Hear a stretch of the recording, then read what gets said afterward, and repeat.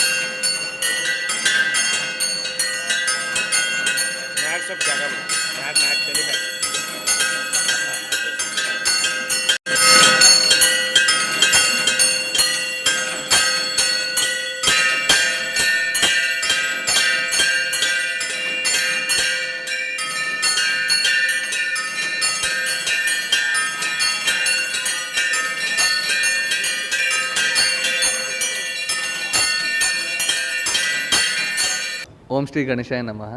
ಎಲ್ಲರಿಗೂ ನಮಸ್ಕಾರ. ಇವತ್ತಿನ ದಿನ ನಾವು ಬೀದರ್ ನಗರದ ಗಣೇಶ್ ಮೈದಾನದಲ್ಲಿ ನಮ್ಮ ಗಣಪತಿ ಗುಡಿಯಲ್ಲಿ ಶ್ರೀ ಗಜಾನನ ಸಮಿತಿ ವತಿಯಿಂದ ನಾವು 8ನೇ ವಾರ್ಷಿಕೋತ್ಸವ ಈ ಅಷ್ಟ ಗಣಪತಿ ಗಣೇಶ್ ಮೈದಾನದಲ್ಲಿ ಸ್ಥಾಪನೆ ಆಗಿ 8 ವರ್ಷ ಆಯಿತು.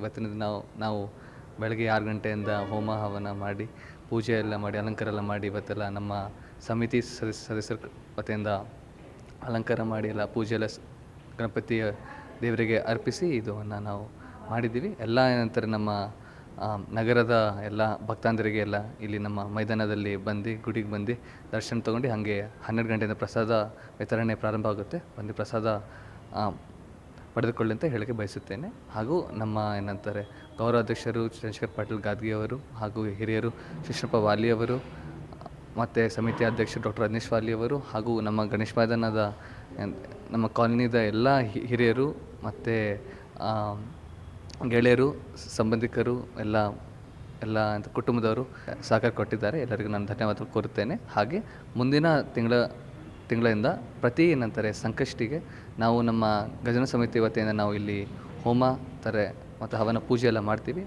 ಅದರ ಸಲುವಾಗಿ ಎಲ್ಲ ಭಕ್ತಾಂಧರಿಗೆ ಎಲ್ಲ ಬೀದರ್ ಜಿಲ್ಲೆ ಭಕ್ತಾಂಧರಿಗೆ ನಾನು ವಿನಂತಿಸುತ್ತೇನೆ. ಅಂದರೆ ಇಲ್ಲಿ ಬಂದು ಈ ಸಂಕಷ್ಟಿ ಚತುರ್ಥಿ ದಿನ ಪ್ರತಿ ತಿಂಗಳ ಹೋಮ ಕಾಕಿಸಿ ಹಾಗೂ ನಿಮ್ಮ ಕಡೆಯಿಂದ ಏನೇನು ನಾನು ಮಾಡಬೇಕಂತಾರೆ ಬನ್ನಿ ದಾನ ಮಾಡಿ ಹಾಗೂ ಎಲ್ಲರಿಗೂ ಬಯಸುತ್ತೇನೆ. ಹಾಗೂ ಮುಂದೆ ವರ್ಷವೂ ನಾವು ಈ 17 ಆಗಸ್ಟು ಒಂದು ದೊಡ್ಡ ಪ್ರಮಾಣದಲ್ಲಿ ಒಂದು ಪೂಜೆ ಮತ್ತು ಹೋಮ ಕಾರ್ಯಕ್ರಮ ಮಾಡಬೇಕಂತ ಬಯಸುತ್ತಿದ್ದೇವೆ. ಎಲ್ಲರಿಗೂ ಧನ್ಯವಾದಗಳು. ನಿಮ್ಮ ಎಲ್ಲ ಸಹಕಾರ ಇಲ್ಲಿ ನಮ್ಮ ಜೊತೆ. ಧನ್ಯವಾದ.